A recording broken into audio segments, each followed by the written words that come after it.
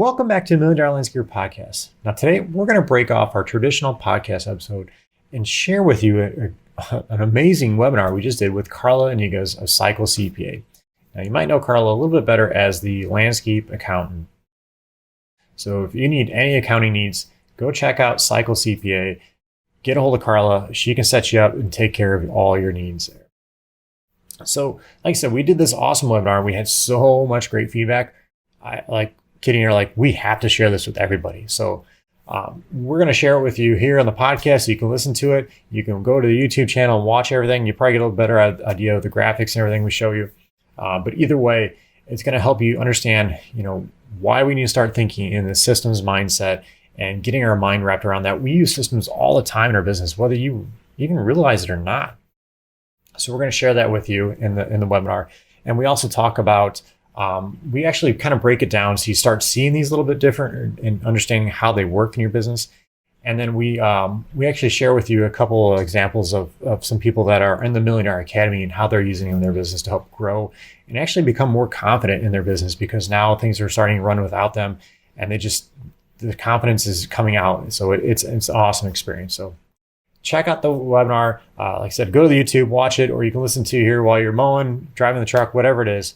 Let us know, are you guys using systems in your business? Are you using procedures in business? Put in the comments section. Love to hear what you guys are doing. Other than that, enjoy the webinar. We'll talk to you soon. Okay, great. So I'll get this started. Thank you, everybody, for joining the Landscape Operational and Accounting Systems webinar that we have going on today. Scott and Katie Molchan are joining me from the $1 Million Academy. They are well-versed in the operational side of landscape businesses and help out landscapers with that side of their business every day and do a great job at it. And, me, Carla Iniguez, CEO of Cycle CPA, we do anything from bookkeeping to CFO level services, and we are specializing in the landscape industry. Awesome. So we have some great things in this webinar today. So let's get started here. And just a quick note, if you want to ask any questions, please use the chat option. We will be answering questions at the end of this.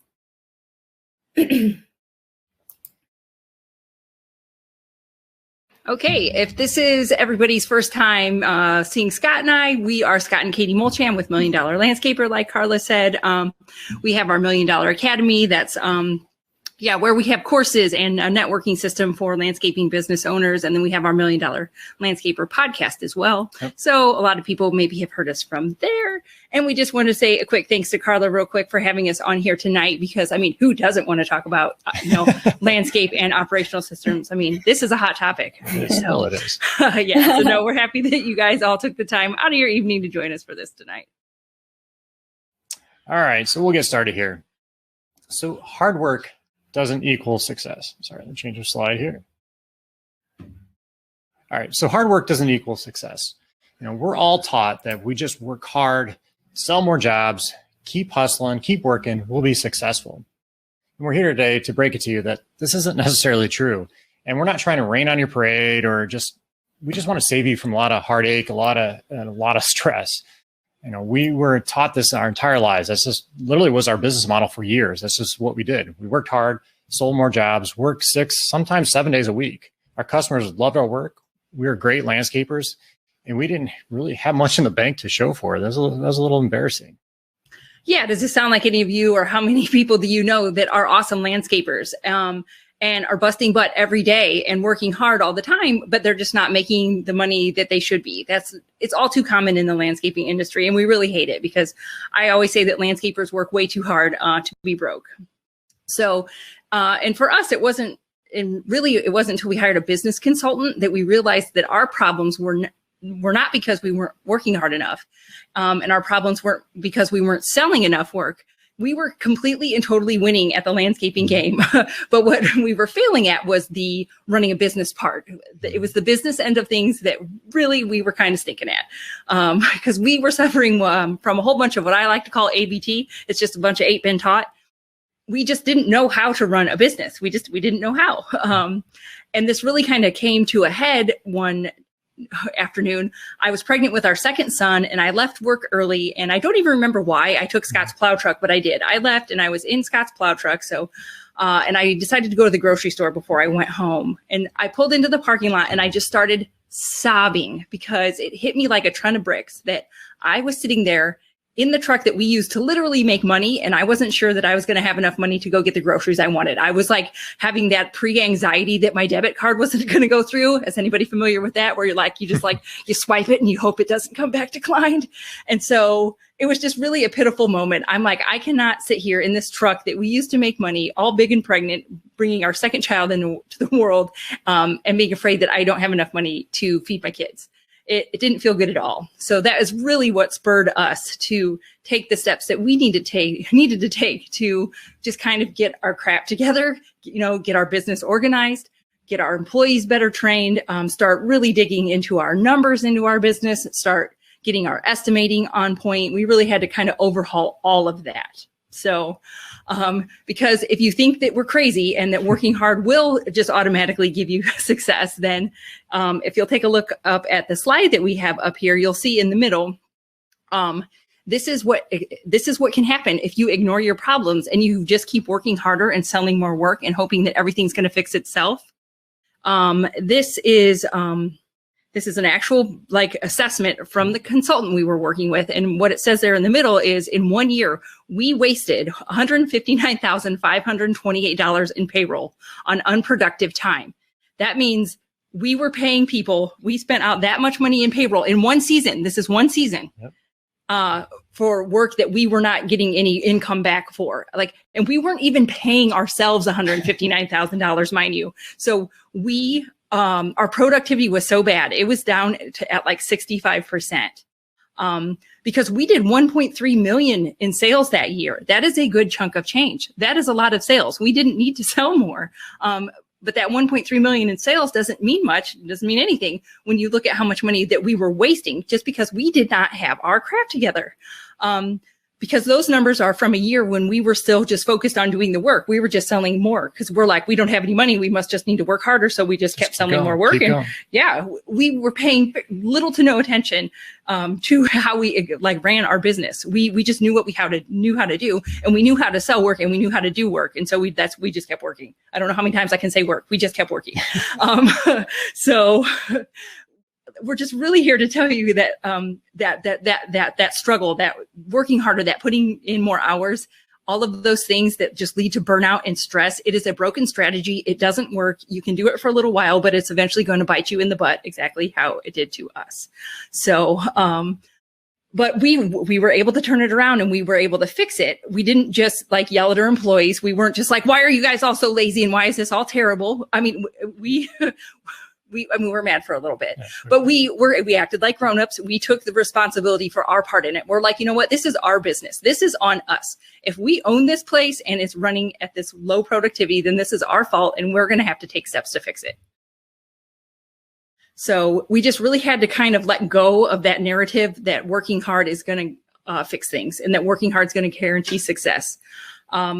Because you can't turn things around until you can kind of just let go of that a little bit. So sorry, one sec. Your slide's not changing.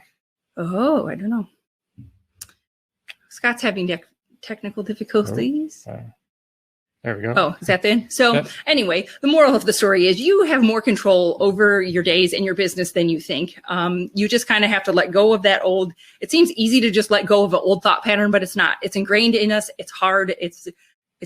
Scott still kind of struggles with how he just thinking he just has to work all the time. And so it's really something that's it's a little hard to let go of, but you're going to have to let go of that if you ever want to turn your business around and you want to grow. So one of the key things that we did do to get our business turned around is start implementing systems and procedures, those operational systems and procedures. Sorry, my mouse keeps disappearing. Oh, there it is. You have too many screens. Do you have too many screens? Scott always has too many screens. If you're seeing let's look all over the place, it's because he has multiple screens all the time. All right. There we go. All right. So we're here to talk about system procedures, obviously. So let us know, are you using system procedures in your business? Let us know in the chat. I'd love to see it. And for those that are not, what's your reasons why? We'd love to see why you're not using it. Is it? Yeah. Do they just seem too hard? Do you Yeah. not really know what they are? You don't know how to implement them. You don't know how to even get started, or you don't even know which ones you need. Yeah. So put it in the chat. I'd love to see what you guys are doing, or if you're using them, or you start using them and decided it didn't work for you. Let us know. Because we see systems every single day in everything we do, and sometimes we didn't even think about it or see it really. So let's take a look at a simple system such as like a truck, for example. Inside the truck, you have a steering system, you have a braking system, you have a heating and cooling system, you have a drivetrain system, and you can see there's multiple different systems that make up this one truck. And all these systems have to work together to make this truck drive and move forward or go reverse, whatever it needs to do. But all these systems come together to make this thing work. And sorry, people are popping in. Yep. Not sure what systems are. Okay, good. I'm trying, but I don't know how to implement them. The resistance from field workers. Yes, there's definitely some resistance at first, and we'll kind of get into that later on in some questions. Yeah, if you have any questions, we can definitely address that. Sure. I don't know what we need. Okay. Right. We'll address those here in a bit. So like I said, these systems all kind of come together for this truck to make it move forward. And these systems are like the big major items in this truck. Now you can break these systems down to even further smaller items. And these will be kind of like your procedures. So let's take an example of the steering system. You have your steering wheel, so you can turn that left or right, and that leads down into a steering box. Inside the steering box, there's gears that make it easier for us to turn, which drive the steering arms and turns the wheels left or right. And all this has to be done to make sure this procedure works. And this can be done for every single system in your car. Everything kind of get broke down. And the same thing applies to your landscape business. Your business is made up of major systems, and none of those would be like repeatable procedures. So for example, you can have the accounting system, which Carla's awesome at. You have your HR systems, your sales systems. You can have a landscaping system, a lawn maintenance system.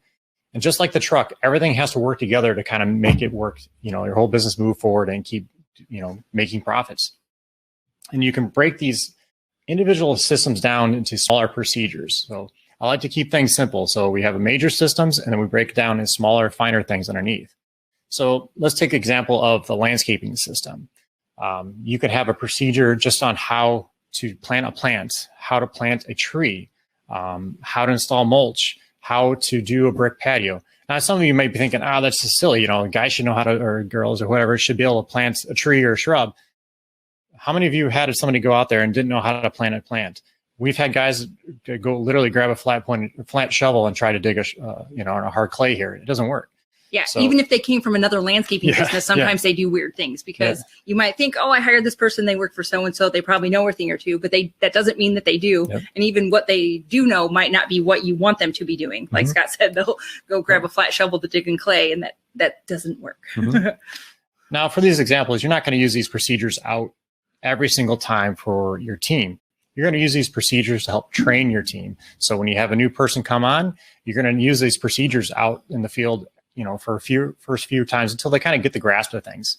And then from there, you're going to have checklists that go underneath that they can kind of just skim through to make sure they completed everything. The checklist kind of just reinforce the procedure because you might take like a Saturday to run everybody through your procedures, or maybe you're going to train on the first couple of jobs. It kind of depends on your employees, how many people you have, who's new, who's not. But like Scott said, you'll do that overarching system at first, and then you just kind of reinforce it with daily checklists. That's to kind of keep everybody honest and just to make sure everything gets done, because everybody gets tired at the end of the day and forgets things, or like they think somebody else blew off the sidewalk and they think he did it, and everybody's pointing fingers at everybody. So it adds in some accountability and just ensures everything gets done. Well, just to kind of give you a quick story here, I went to help out another landscape company a while back, and we got to the point of the job, we're putting down mulch. So I'm grabbing a rake and I'm raking out the mulch level. And the owner came up to me. He's like, "Oh, you're doing it wrong." I'm like, "What? What do you mean I'm doing it wrong? I've been doing this for like 20 years." Yeah, I put down thousands of yards of mulch. What do you mean? He's like, "No, I want you literally on your hands and knees and shuffling the mulch around to get it to a consistent level." Okay, that's fine. But the point was, it's not that I didn't know how to do mulch. It's just, it wasn't doing it his way. So doing these procedures, you're teaching these people, whoever it is, your way of doing things. You started your business doing things a certain way. You want to continue that all throughout every single thing you do in your business. And that's where the procedures will create that consistency and accountability. Mm-hmm. So remember that sheet. Sorry, change slides. So remember that sheet from the consultant we talked about, the low productivity. Now, he mentioned that our crews took a long time in the morning to get out of the shop because all the jobs at the time had to go through my dad. He used to be the one that would go out and do the estimates, and he would have to tell us every single morning, who's going where, what we needed, what materials we needed, what equipment, and who was going where. Everything had to go through him. So we had to go through him every single morning and ask him what was going on. Yes, that is a prime example of a very terrible system that doesn't work. I don't even know how we got to that being our system, but we did. I think we just grew and didn't think about it. But if you think about it, that is a horrible system. Having one person to be the information bottleneck in the morning is terrible because we had a landscaping crew, a hardscape crew, a pond crew, 2 mowing crews. And so we had 20 some people at the time. And right. So when you've got like 5, 6 foremen trying to talk to the owner in the morning to find out what we need to do for the day, that is a clustery mess of garbage. But that was our system. So we had a very broken system. So then we fixed it. We came up with a much better morning routine. We had to develop something that worked better for us and for the business because, like we said, it was literally a chaotic mess. His dad was then getting mad that everyone was like bugging him in the morning when he's trying to return phone calls, but nobody could do anything until they talked to him. Like I said, broken system, don't do it. It's not a good idea. So what we did, we took what the consultant stated as being part of our problem and really just broke things down. How could we get our people out of the shop faster without forgetting things and without, everything going through my dad? It really started at the top. First off, we had to change how our crew leaders started their morning. In order to make this happen, us, the business owners, had to really change on the information that we gave to our team. We started having weekly meetings where we planned out our jobs for the next week. And we started putting all that on a scheduling job board. On the job board, we had, the crews that were going out, who was going with whatever crew leader, what large piece of equipment, what trucks they're taking. Then we also started creating job folders. Inside these job folders, we had a detailed list of materials that had to go out, a list of the whole production hours for the job. So the whole plan, a drawing, driving instructions, everything was inside this folder. So basically, now the crew leader can come in the morning, quickly look at the board, who knew was going with him, grab that file that was in a cabinet right below the scheduling board, and walk out and give his team going right away. And this just sped up the process because we went from basically having, when the consultant was there, it was taking us like 45 minutes to get out of the shop in the morning. We're able to cut that down to like 20 minutes, sometimes less than that, because we just had things set up way better. Well, nobody was standing around waiting for information. Because even if the foreman or crew leader, whatever you want to call them, did have a question that they needed to go to your dad for, they already had enough information to get everybody started. The truck could get loaded, the plants could get on the truck, all of that could be getting done. Nobody's just standing around, sipping coffee, waiting for the information to get to them. So yeah, I mean, cutting 25 minutes off your morning time doesn't seem like a lot, but when you have 20 plus employees over an entire season, that adds up very, very quickly. Yeah. So I see some people here have some questions. So is this something, let's see, Chris said, is this something that you have on a per day basis where employees check off on it? That way they're responsible for their work. So the checklists are just kind of given out every single day. They know they have to go through a checklist to make sure everything is completed. So like we have an end of the day procedure or a checklist. They know that to go through like making sure all the tools just picked up, all the driveways are blown off, all the sidewalks blown off, all these types of things, key points. And it's basically on just one sheet of paper. But they have to go through this every single day. Nowadays, you can keep them in phone or your app. So like if you use Jobber, for example, Jobber has the capability.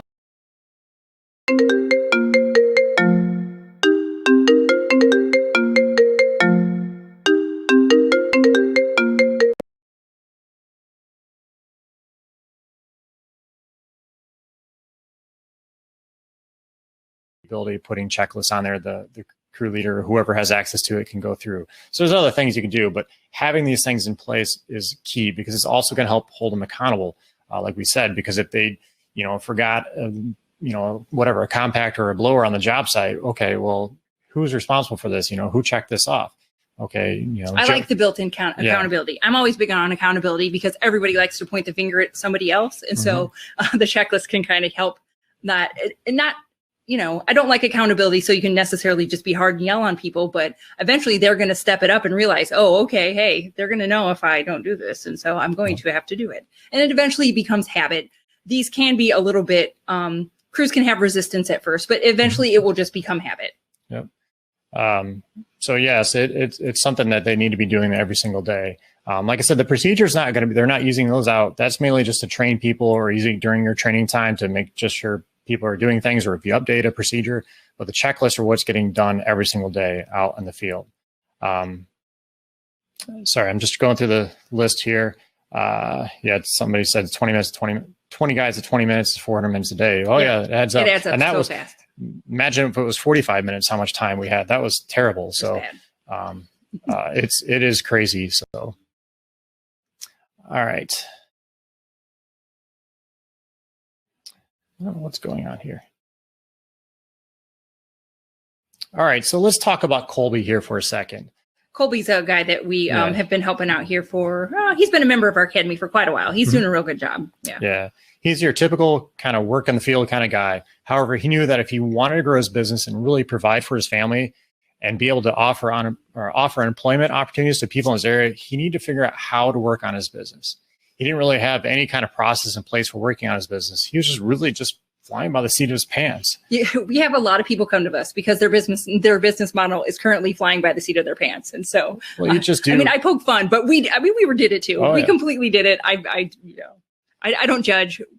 We've been there and done it. So it was just funny that he literally said that. He's like, I'm really just flying by the seat of my pants. So yeah. So you can see here, one of the things Colby said about it is, the results have been endless so far. I never felt my confidence grow and business knowledge is growing each and every single day. It's because now he's able to take some of these systems that we have, that we had that in our business, and we're now giving it to them in our academy. But basically, he's able to take these things. I know he's made some of these up himself because he does like concrete curbing too. We didn't have anything. So he's able to take like some templates and use that and now train his people the same way every single time on the job. So now he's getting consistent results every single time for every single customer. And that's the key point with having these system procedures. Now he's also able to hand off his jobs to his people rather than having to be out there all the time, or at least be able to step away part of the time because his team knows exactly what has to be done next. And it's all because of these systems and procedures he puts in place. And like Colby mentions in his quote there, the confidence is a key part of that because nobody likes feeling insecure and like that just like hurried, like, oh my gosh, I don't know what I'm doing, just kind of flying around like with chicken with your head cut off. Having that confidence is really key. And that's made him able to do a lot more in his business as well. Then he started working on numbers and all kinds of other things, but just getting that initial confidence was a real boost. So Arlington asks, are these standard operating procedures? Yeah, whatever you like to call them. Yeah. SOPs, some people call them SOGs. There's a little fine line on those, but procedures is what I call them just in general. So you have your systems, you have your procedures and checklists. Keep it simple because you start making these things too complicated, nobody's going to be on board. Nobody's going to do it. So. Then you're going to like panic and make yourself crazy. Be like, oh, it's too hard. No, thank you. So no, keep them simple. So basically just start adding these types of things. Just don't overcomplicate these things.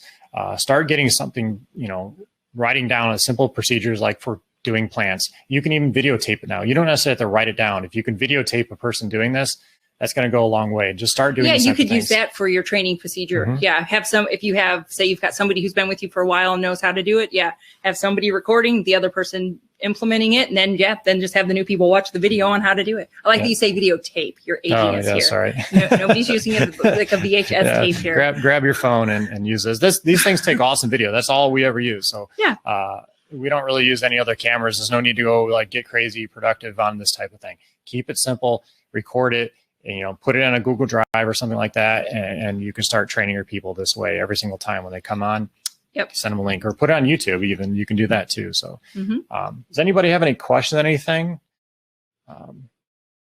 Just for everybody being here today, we're going to share a tool checklist that we have. Well, and it sounds pretty simple, like, just a checklist of tools. But this was really one of the things that we used to kind of start turning our crap around in the mornings, because at the time we didn't have enclosed trailers. We were still loading and unloading our trucks and our trailers every day.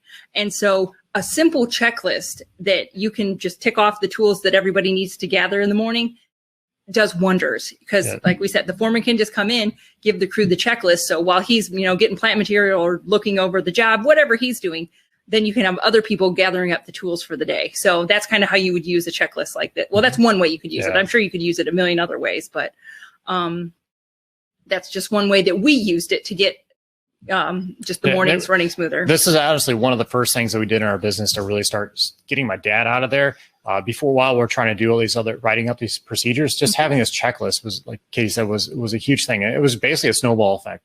Once I started seeing the results of just doing this simple checklist like we have here with you, it was a life-changing thing, because honestly, it started seeing, it's that confidence. Once again, you're like, oh, if this little checklist did that, then what if I did this? Then what if I did this? Yeah, because it'll give you a boost. On this checklist, there's a section for like your address for the customer, phone number, the man hours that you have estimated for this job, because you should be estimating man hours, and just basic information for the crew leader to know, and then just simply check it off. You guys can take this, edit it, make it your own, but this is one that you as the owner would fill out. Like you'll check off the tools that they need to get for the day, and then they can mark whether they've got them or not. All right, so let's see. Steven said, are your system procedures all manual paper checklists, or do you have landscaping software? So everything we have is you can download and do whatever you want. So we have some people that are taking these and putting these on in Jobber, like I said.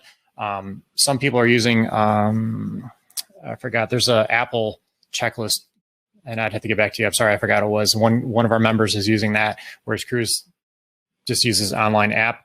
But you can use paper, whatever you want. You can use whatever. We're old, so we were doing them on paper back in the day. But you can put them wherever you like to keep them. Chris said, do you have a business planner help you with these systems? I'm on a boat where you're talking about by not having a good grip on systems. We had the business consultant that kind of helped get us started, but then from there, once you know how to do them, you can pretty much just do them yourself, because everyone's business is different. So we provide a lot of systems and procedures to members of our academy, and it's the ones that we used, and they're good like bones. They're a good structure. It's a good place to start, but everybody's business is going to be different. No two businesses are exactly the same. So, but once you get the knack for them and get like the bone, I don't know what else to say, like the bare bones, like how to do it, then you can always just adjust everything and do it however you want for your business. Or like Scott said, just record yourself and there you go. Yeah. So I challenge everyone, just go out, start making a checklist, get that going, and start implementing your business. And I guarantee you'll start seeing results on it. So it doesn't have to be hard. You can start small and work from there. So just so everybody knows, we do have our Millionaire Academy. We are offering a 20% off discount to anybody that's here tonight. So if you're interested, we'll send you a link. I forgot to put the slide up for this, so I do apologize. But it's millionairelandscaper.com/academy. And if you enter in the coupon code CYCLECPA, you'll get the 20% off any of our memberships. We'd be happy to work with you more, get you going.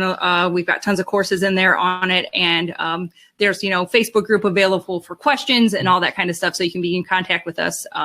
You're never alone in all this, I guess. Basically, that's why we have this in Academy form. So you actually do take action and do it, because you can buy a course, then forget about it. But with this, you've got that additional support that for anything you need. So, and if there's any information or anybody has any questions about that, let us know. We'll talk about it after. Absolutely. Brian asked if there's a Spanish version of the program. No, not yet. We've talked about that. That is on our goal. That is on our list. Yes. There will be at some point. Yes. I mean, we do have some documents in there that are translated in Spanish. Some of the documents, like our job applications, are both Spanish and English, but the courses are not. Yeah, we'll be working on those. All right, everyone. That was our portion of the webinar we did with Carla Iniguez of Cycle CPA. I hope you have a better understanding of how there are systems in our lives all over the place, whether you realize it or not. And I also hope you realize that they're not as complicated as you think. Remember, the systems are the big action items, the big overall items. So whether it's sales, HR, hardscaping, landscaping, whatever it is, it could be the big thing. And underneath that are going to be the procedures. Now, again, these procedures are what you're going to use to train your people to your way of doing business. And then underneath that are the checklists. The checklists are what you're going to actually use to help hold your team accountable when they're not using those procedures, because they're not going to be using these on every single job all the time. It just wouldn't work out. So I hope you have a better understanding of the flow of how these things will work and all tie together. And ultimately, it's going to make just a better run business for you. It's also going to create that freedom that we all want in our businesses. We don't want to be having our team come to us for every single thing. If they can go through and follow a procedure or know how to get to the answer without having to come to you, that is awesome. So I hope you enjoyed this webinar. Let us know in the comment section, are you using system procedures in your business? We would love to see what you guys are doing. And if you're interested in learning a little bit more about what we have in the Academy, go check out the millionairelandscaper.com/academy. We'd love for you to be part of it. Love to share with you the procedures and systems we have in there. Again, they're done for you. Just take them, download them, take them and tweak them and make them your own for your landscape business. All right, guys, I hope you enjoyed the webinar. We'll be talking to you soon. Have a great one.